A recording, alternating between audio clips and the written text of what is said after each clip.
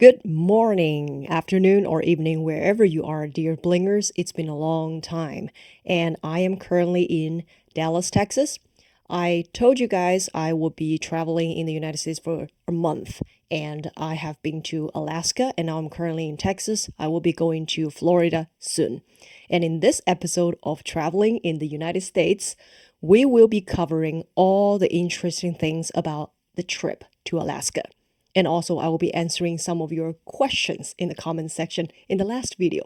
So let's get right into it. Let's talk about the geography and history of Alaska first. Alaska is situated in the extreme northwest corner of North America, and it's often referred to as the last frontier. It is far away separated from the mainland of the United States. The state shares its eastern border with Canada, its northern border with the Arctic Ocean. The state's proximity to the Arctic Circle contributes to its distinct climate and natural wonders, including vast tundra regions and towering mountain ranges. The mountains are massive. I couldn't believe how small I felt in the Alaska area. During this trip, I saw a lot of wildlife, bears, deers, mooses, and also a bald eagle, which is the animal that represents the United States. Alaska didn't originally belong to the United States. In 1867, Alaska was sold to the United States by Russia in what became known as the Alaska Purchase. When I arrived in Alaska in mid-July, of course, it is summertime over there. But because Alaska is so close to the Arctic Circle, right now during the summer, it's experiencing what we know as polar day. So basically, it's daytime all day long. Even when the sun sets, it doesn't really set. Of course, in the winter, it will experience polar night. Most of the day will be covered in darkness. And that's where, if you're lucky enough, you'll be able to see aurora. Let's talk about places of interest. Of course, I didn't cover all the places in Alaska. Alaska is an immense state, but I would like to recommend some places that I really found interesting. I first arrived in Anchorage, which is one of the main cities in Alaska. And I went to downtown area because it's summertime and it's mostly daytime. People usually will work less and enjoy the sunshine. They will come out and there will be music festivals, there will be tons of restaurants and also bars to go to right next to the ocean. It's really fun. One thing though, the ocean in Alaska is not really good for sunbathing or swimming. Actually, my friends told me that the water of the ocean, even in the summer, is so cold that one man once was kayaking on the ocean and his boat tipped over, he fell into the ocean, and within 20 to 30 minutes, he was already frozen to death. There are a few places I would like to recommend when you are in downtown Alaska. One of the places called Tommy's Burgers. It has one of the best burgers I've ever had in my life. And then there's another chain called 49th State Brew House, because Alaska is the 49th state of the United States. In the brew house, you have a wide range of choices for food and for drinks. They're really quality at a very reasonable price. Another place I would like to recommend, since Alaska is such a beautiful place when it comes to natural beauty, is a place called Kenai Wildlife Center and National Park.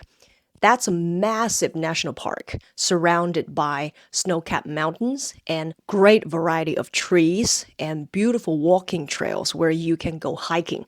And that's what we did when we were hiking in the national park. There was a sighting of black bear, and I was really scared to actually run into it. So wherever we went, we carried something called a bear spray. I will show you here in the photo. If you see a bear, and if it's trying to attack you or getting closer to you, you will have to spray the bear spray onto the bear, and that will blind the bear for a few minutes. And during that time, you can slowly walk away to safety. Another place you might want to visit is a place called Seward. It's a fishing town right next to the ocean. There, you will find a place called Sea Life Center. And in that center, you will see all different kinds of Alaskan sea life animals. The animals are not scared of people. So that place, I definitely recommend you to go. On the way to Seward, there's a tiny little town along the way called Moose Pass.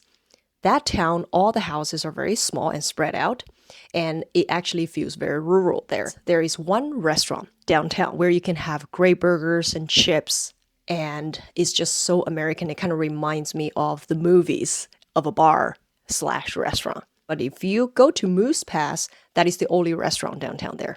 One of my greatest experiences in Alaska was to go deep sea fishing in a place called Whittier. And in Whittier, if your budget allows you, you can rent a boat with this fisherman/guide that drives the boat all the way into the deep sea. And we went deep sea fishing there. Within 2 hours, we caught 10 plus salmons and rockfish and so many different things. This is the first time I've ever went fishing. And that experience was so fun because you're surrounded by glacier, and you can see sea lions, you can see whales, you can see seagulls, and many other different kinds of animals when you are in the deep sea. The scenery is just so beautiful. Wherever you look, wherever you take a picture, it's a postcard. You don't need any filters, you don't need any Photoshop. It's just wonderful. We also saw one of the biggest glaciers on that boat trip, and I think it's called Black Rock Glacier. And we went really close to the glacier, and I saw different animals lying on the melted ice. We skinned and filleted our salmon that we caught. And when our guide threw the bones of the salmon into the ocean, there was a bunch of seagulls that are just scavenging and eating what we threw into the sea right next to our boat. The price per person is about 1,400 to 1,500 RMB per person. Last but not least, if you want to walk on a glacier, there's a place that you can go called Palmer. And in there, we have a Matanuska Glacier Park. We actually wore special metal shoes with spikes on it and walked on the glacier for about 2 hours with a guide in front of you. That was such a mind-blowing experience to see close up what the glaciers look like. And also it's a bittersweet experience because you know every year glacier is receding. Knowing and actually firsthand experiencing the negative effect of global warming, when you're walking on the glacier, you feel the sadness of our environmental problems, but at the same time, you are in awe of what you're seeing around you. Human activities, if done wrong, can destroy so many things. Now it's time to answer some of your questions. Some of you are interested in the local life and culture. When it comes to local life, people build their houses in Alaska, just like most of the United States, unless you are in places like New York or other cities that are more crowded. So self-built houses with personal touches are everywhere. I'll show you some pictures of some really interesting houses that has very unique designs over there in Alaska. They will have solar panels so they can save energy, and tool rooms and bear-proof trash cans. You need a hunting or fishing license, plus a license to purchase or carry guns to hunt for fish in certain areas or for certain species. For example, when we went deep sea fishing for salmon in the ocean, only 2 of us carried fishing license, and you can keep 3 salmon per person. In Alaska and in many states, including Texas in the United States, hunting is really live. If you go to one of the hunting stores, they're massive and they have all the hunting gears that you will ever need. And I also ran into some interesting snacks over there. So the jerkies in Alaska are not only beef. Sometimes you get venison. Sometimes you will even get seal meat. As for method of payment, I think these answers will be universal when you're in the United States. People usually pay with cash still, and credit cards, that's most widely used, and membership cards if you have membership to certain stores like Target or Costco. Price in Alaska is relatively higher compared to other states. Tickets for entrance to museums or hike or national parks are usually $50 minimum. It could be even higher. When it comes to transportation, This answer also applies to most of the states, since everything in the United States, including Alaska, are so spread out that you have to drive to go to different places. People will have their personal cars. Each family, depending on their budget and depending on their financial stability, they might have at least one or sometimes 2 or 3 cars. Trucks are very widely used in Alaska and also in Texas. And also trailers are very common in the United States, especially in Alaska, because one of the most interesting things for people to do when they're outdoors in the summer is to camp. And instead of bringing tents, which some people do, but in Alaska, most people will actually have a trailer at the house where you can hook to your truck or to the back of your car and drag it to the place you want to spend the night or spend days in nature in. You will have more security and also you can stay away from the excruciating cold in Alaska. Because in Alaska, even in the summer, the average temperature is about 20, 25, sometimes goes down to 15, sometimes goes to less than 10. Even in the summer. In the winter, it will be very, very cold. When it comes to food, Alaskans will eat a lot of ocean fish. Like I mentioned before, they will have salmon, halibut, or rockfish.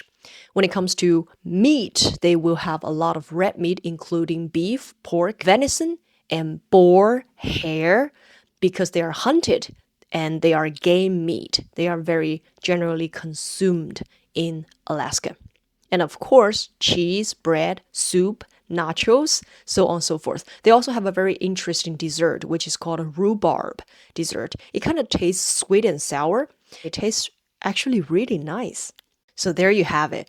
A personal introduction to the state of Alaska during my 1-week stay there. I hope you find this video helpful and I hope you have learned a lot of cultural information from this video. If you like this video, please give it a thumbs up and follow me.